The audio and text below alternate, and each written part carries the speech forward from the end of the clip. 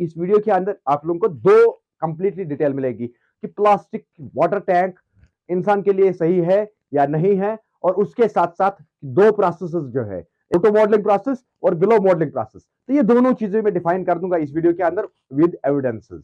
और साथ में मैं ये डिस्क्लेमर देता हूं इस वीडियो के लिए कि ये वीडियो किसी एक इंसान को पर्सनल नहीं लेना चाहिए। वो ये फैक्ट्री वाला उठ के आएगा कि जो मेरे पर्सनल है, किसी को ये पर्सनल नहीं है, ये जस्ट फॉर एजुकेशन है तमाम ऑडियंस के लिए। बाकी करते हैं वीडियो को स्टार्ट। अस्सलाम वालेकुम व रहमतुल्लाहि व बरकातहू। मेरा नाम है किफायत जाफरी। तो दोनों वीडियो में एक साथ स्टार्ट करता हूं, दोनों को आप लोग देखते जाइएगा। इनकी वॉल्यूम में बंद कर दूंगा।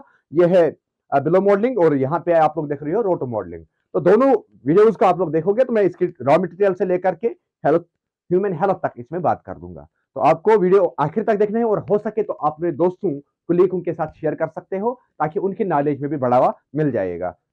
आप लोग रोटो मॉडलिंग और बिलो मॉडलिंग देख रही हो। इस रोटो मॉडलिंग और बिलो मॉडलिंग के पीछे दो चीज है। पहले रॉ मटेरियल की अगर हम समझेंगे कि रोटो मॉडलिंग आते हैं पाउडर में, पाउडर में आता है ये, और ये आता है ट्यूब्स में, ट्यूब्स में, यानी कि इस ये प्लास्टिक वहां से ही ट्यूब्स के अंदर से आ रहा है, और ये आ रहा है रोटो मॉडलिंग रॉ मटेरियल पाउडर्स के साथ। केमिकल दोनों के अंदर इस्तेमाल होता है, दोनों केमिकल से बनता है। प्लास्टिक जो भी होता है केमिकल के जरिए से दोनों बनता है। लेकिन ये प्रोसेस जो है, ये प्रोसेस इसको क्या कहते हैं, बिलो मॉडलिंग प्रोसेस जो पहले आया, पहला कांसेप्ट इसके लिए, ये किसके लिए बिलो मॉडलिंग प्रोसेस लाया कि वो आप लोग यहाँ पे जज कर सकते हो। जो आप लोग देखते हो कि ये जो ड्रम पेट्रोल या कोई केमिकल यूजेज जो था, तो उसके लिए ये अनब्रेकेबल केमिकल टैंक बनाया जा रहा था, प्लास्टिक टैंक।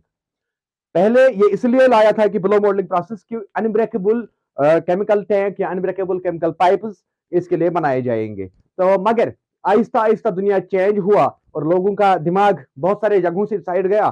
तो बिलो मॉडलिंग को हमने क्या किया कि वाटर टैंक के स्टोरेज के अंदर भी हमने चेंज किया। तो चेंज करने के साथ साथ अभी तक हमें ये इंफॉर्मेशन प्रॉपरली नहीं हुई कि बहुत सारे लोग, बहुत सारे फैक्ट्री वाले, मैन्युफैक्चरर कंपनी अगर दावा कर रही है कि इसमें बहुत सारे एफिशिएंसी है इंसान ह्यूमन हेल्थ के लेके, लेकिन ऑल ओवर जब मैं रिसर्च को देख रहा हूं तो ज्यादा वोट्स जो मुझे मिला वो मुझे मिला रोटो मॉडलिंग को लेके। और इससे बढ़कर भी एक चीज है जिसको हम वाटर स्टोरेज टैंक को लेके ले सकते हैं, क्योंकि वाटर स्टोरेज टैंक की बात हम कर रहे हैं यहाँ पे। तो रोटो मॉडलिंग के अंदर हमें क्या मिलता है, रोटो मॉडलिंग के अंदर हमें यह चीज मिलता है कि इसको पाउडर के तौर पे इसको बनाया जाता है। इसको हीट के जरिए से, इसको नॉर्मल हीट, चाहे गैस हो, लकड़ी हो, डीजल हो, इसके बुनियाद पे इसको दिया जाता है। तो ये मैनुअल प्रोसेस है, ये जो है ये मैनुअल प्रोसेस है। इसको मैनुअल हम प्रोसेस नहीं बना सकते हैं बिलो मॉडलिंग टैंक को। इसमें बिजली की बहुत ज्यादा जरूरत पड़ती है, और बिजली की जरूरत होने के बाद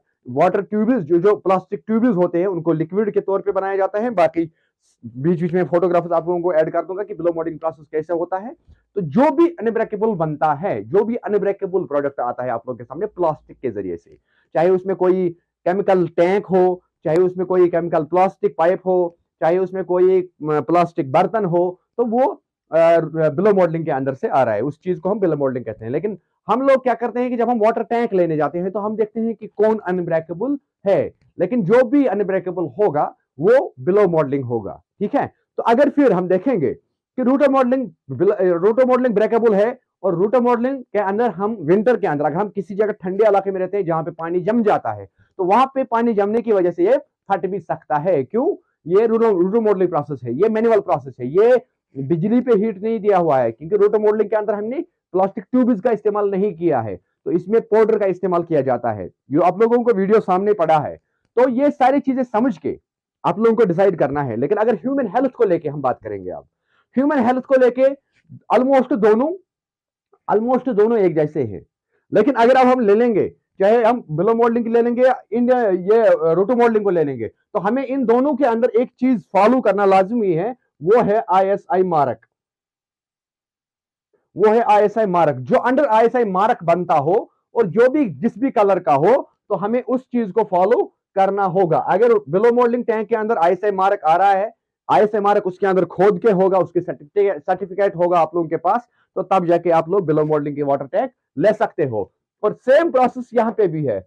अगर आपके पास आईएसआई वाला टैंक है और उसके बाद वो रोटो मॉडलिंग है, उसके बाद आप परचेज कर सकते हो उसको, उसके बाद आप उसके अंदर से पानी पी सकते हो। तो इससे अलावा अगर हम अब समर की बात करेंगे जहां पे धूप ज्यादा होगा, तो धूप में कौन सा टैंक इफेक्टिव हो जाएगा, वहां पे भी बिलो मॉडलिंग इफेक्टिव नहीं होगा, वहां पे भी ज्यादा इफेक्ट पड़ेगा किस पे, रोटो मॉडलिंग टैंक पे। इसको कुछ नेगेटिविटी इफेक्ट है इस चीज को लेके कि वेदर को लेके, क्लाइमेट को लेके, लेकिन अगर ये प्रॉपर इंडियन स्टैंडर्ड के अंदर बनाया हो गया होगा तब भी ये अनब्रेकेबल नहीं बन सकता है, लेकिन ह्यूमन हेल्थ के लिए तब ये कुछ हद तक सही रहेगा अगेंस्ट बिलो मॉडलिंग।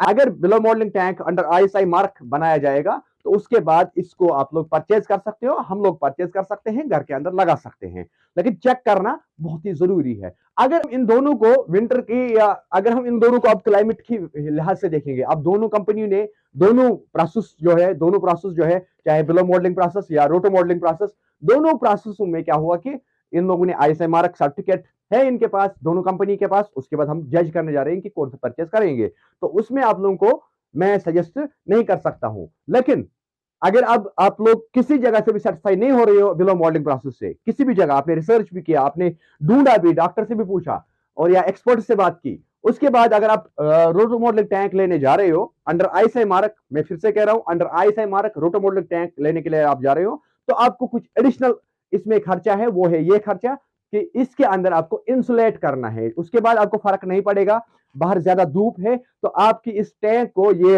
लेयर जो लास्ट वाला लेयर होता है ये खराब नहीं होगा और विंटर में फटने का खतरा नहीं रहेगा।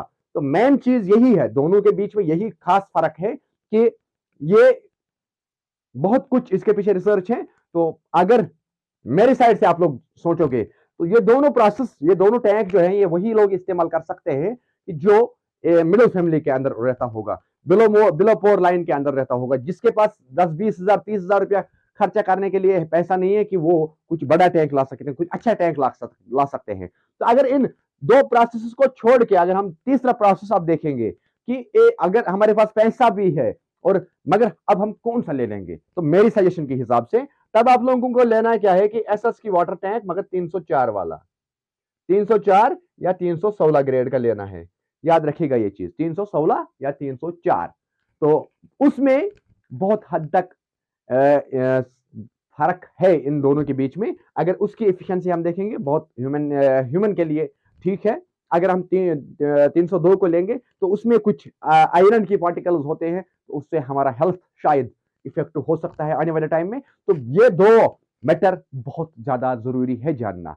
तो मैक्सिमम ऑडियंस हमारी, मैक्सिमम लोग अक्सर करते हैं यही चीज कि हम अनब्रेकेबल को देखते हैं, हम इसके पीछे इसके इफेक्ट्स को नहीं समझते हैं या इसकी इफिशिएंसी को हम नहीं देख पाते हैं। तो ये कोशिश रहती है मेरी हमेशा कि एक रियलिटी इंफॉर्मेशन आप लोगों तक पहुंचाना।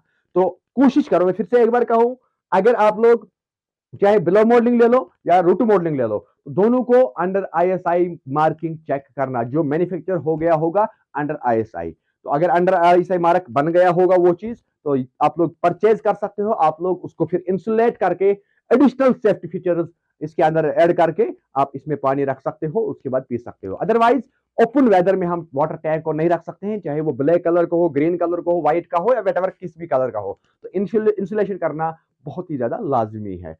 तो आई होप कि आप लोगों ने ये प्रोसेस भी समझा होगा। ये बहुत बड़ा प्रोसेस है, मैं इसको ओपनली किसी ब्रांड का नाम नहीं ले सकता हूं, न मैं किसी ब्रांड को दिखा सकता हूं आप लोगों के सामने।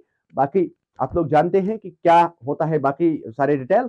तो माशाल्लाह मेरी ऑडियंस जो है वो बिल्कुल होशियार है, खबरदार है, वो समझ सकते हैं बातों से ही। बाकी मिलते हैं किसी एक वीडियो के साथ, तब तक दीजिएगा इजाजत। अल्लाह हाफिज।